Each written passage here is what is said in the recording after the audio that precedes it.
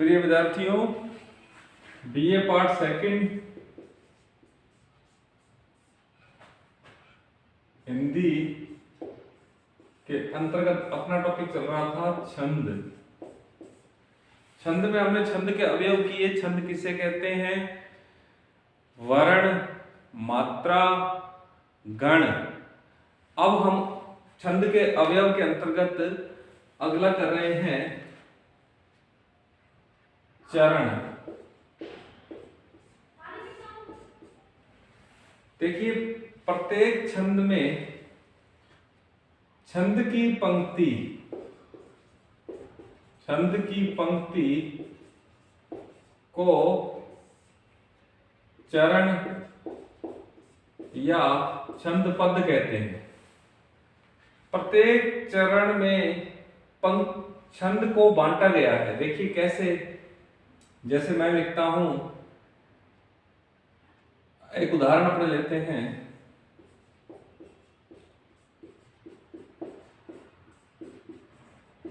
राम नाम की लूट है।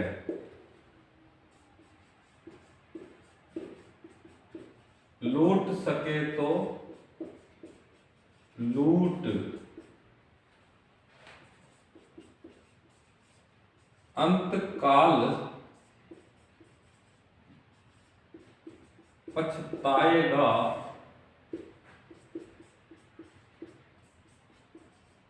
प्राण जाएगा छूट। अब देखिए, ये दोहा छंद है। इसके ये एक चरण, ये दूसरा चरण, ये तीसरा चरण और ये चौथा चरण है। और ये पहली पंक्ति, यहां पूर्ण विराम लगाए, और ये दूसरी पंक्ति, पहली और दूसरी। कहने का मतलब, राम नाम की लूट है, यहां मैं रुका हूं तो ये छंद पहला पद हुआ, पहला चरण हुआ। और लूट सके तो लूट, यहां पर आकर के पंक्ति पूरी होती है। तो ये एक पंक्ति दो चरणों में लिखी गई है, दो पदों में लिखी गई है। इसी तरह दूसरी पंक्ति दो चरणों में लिखी गई है। इसे छंद में चरण कहते हैं। अब हम यही स्पष्ट कर लेते हैं कि यति किसे कहते हैं। यति, देखिए, यति का मतलब होता है विश्राम, या कह सकते हैं रुकना, सांस भरना, रुकना। जहां पर छंद को बोलते समय विश्राम दिया जाता है, सांस भरी जाती है, रुका जाता है, वहां पर यति या विश्राम कहते हैं। देखिए कैसे, इस यति को पूर्ण विराम, अर्ध विराम, अल्प विराम आदि से दिखाया जाता है। यति को कैसे दिखाया जाता है? पूर्ण विराम से, अल्प विराम से या अर्ध विराम से। इन विराम चिन्हों का प्रयोग करके रुका जाता है। तो छंद को पढ़ते समय जब रुका जाता है, पूर्ण विराम लगा के, अल्प विराम लगा के या अर्ध विराम करा के, जब मतलब रुकने को यति कहते हैं। जब रुका जाता है तो उसे यति कहते हैं। जैसे मैं कह रहा हूं राम नाम की लूट है, यहां मैं रुक गया, अर्ध विराम लगा के मैं रुक गया। फिर मैंने कहा कि फिर मैंने सांस भरी, फिर अगली पंक्ति बोली लूट सके तो लूट, फिर मैंने पूर्ण विराम लगा दिया। इसके बाद मैंने बोला कि अंतकाल पछताएगा, फिर विराम लगा दिया। प्राण जाएगा छूट, फिर मैंने पूर्ण विराम लगा दिया। अब ये जो रुकना है ना, यहां पर चारों चरणों में या दोनों पंक्तियों में जो रुकना है, इस रुकने को कहते हैं यति। यति मैंने विश्राम करना, सांस भरना। जैसे मैं एक पंक्ति बोलता हूं और आपको स्पष्ट हो जाएगा कि हो काल गति से परम चिरंतन। अब मैं रुक गया, हो काल गति से परे चिरंतन, रुक गया। अभी यहां थे अभी यहीं हो, पूर्ण विराम।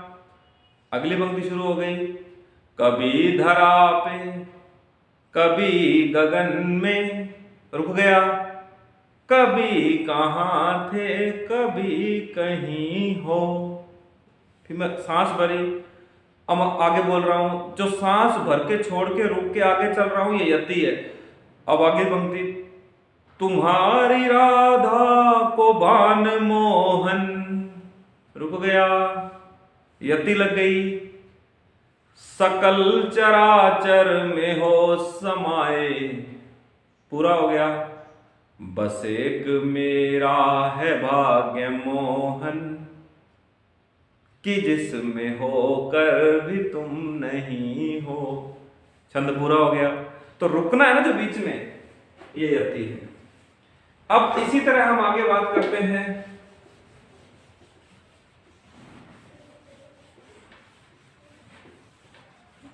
चरण के बाद बात करते हैं। अब आगे बात आती है गति की। अब देखो, गति का मतलब चलना, गति का मतलब चलना। अब गति को मैं कह सकता हूं लय, तारबद्ध होके बात करना, तारतम्य, तारबद्ध होकर के बात करना। जैसे मैं पंक्ति लिखता हूं, जय हनुमान ज्ञान गुण सागर। अब देखो मैंने पंक्ति लिखी, जय हनुमान ज्ञान गुण सागर, जय कपीस तिहु लोक उजागर। तो अब देखिए, जय हनुमान ज्ञान गुण सागर, अगर मैं चौपाई की बात करूं तो चौपाई में 16 मात्राएं होती हैं, 16 मात्रा होती है। तो 1 2 3 4 5 6 7 8 9 10 11 12 13 14 15 और 16 मात्राएं हो गई। लेकिन मैं ये लय है, क्योंकि सागर को फिर उजागर से जोड़ना है, तो लय है जय हनुमान ज्ञान गुण सागर, जय कपीस तिहु लोक उजागर। अंत में 2 लघु भी आ रहे हैं, 2 लघु या 2 गुरु, ये चौपाई में होने जरूरी है। 2 लघु होने, जैसे रामदूत अतुलित बल धामा, अंजनी पुत्र पवन सुत नामा, नामा धामा। 2 गुरु या 2 लघु, उजागर सागर होने जरूरी है। अब मैं इस पंक्ति को चेंज कर देता हूं, बदल देता हूं, जय हनुमान ज्ञान सागर गुण। अब देखिए, है तो अंत में 2 लघु, लेकिन लय टूट रही है, लय टूट रही है। लय ना टूटे, ये छंद में जरूरी है कि लय बनी रहे, लय टूटे नहीं, गति बनी रहे तभी छंद है। अगर गति टूट गई तो वो छंद अपनी तेज, अपना प्रभाव खो देता है। हमने देखा कि गति लय छंद में जरूरी है। ये छंद का एक सामान्य सा ज्ञान है जिसे मैं बता रहा हूं। अब इसी तरह हम बात कर लेते हैं तुक की। तुक किसे कहते हैं? अब देखो, तुक माने तुकबंदी, तुकबंदी मतलब अंत में तुक मिलना चाहिए, तुक मिले, तुकबंदी मिले, जो वर्ण है वो, जो स्वरों की आवर्ती एक जैसी हो। बुंदे ले हर बोलो के मुंह हमने सुनी कहानी थी, खूब लड़ी मर्दानी वो तो झांसी वाली रानी थी, कहानी रानी। धीरज धर्म मित्र अरुनारी, आपद काल परखइये चारी, तो नारी चारी। तो अंत में जो तुक मिलता है, जो तुकबंदी होती है, वह छंद में आवश्यक मानी गई है। हालांकि मुक्तक छंदों में ऐसा कई बार नहीं भी मिलता, लेकिन छंद का यह प्रभाव है, इसलिए इसको छंद के अवयव में गिना जाता है।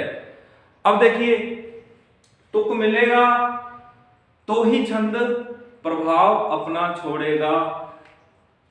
कि किसी तरह से भी हम कह सकते हैं कि तुक मिलना, स्वर मिलना आवश्यक माना गया है छंद में। तो देखिए छंद में हमने स्वर की बात की, मात्रा की बात की, गण की बात की, चरण की बात की, यति की बात की, गति की बात की और तुक की बात की। अब हम मुख्य रूप से आपके पाठ्यक्रम में मुख्य रूप से दोहा, चौपाई, कुंडलिया, रोला, उलाला, द्रुत विलंबित, मद्दाक्रांता, कवित आदि छंद लगते हैं, जिनका विवेचन हम अगले वीडियो में करेंगे।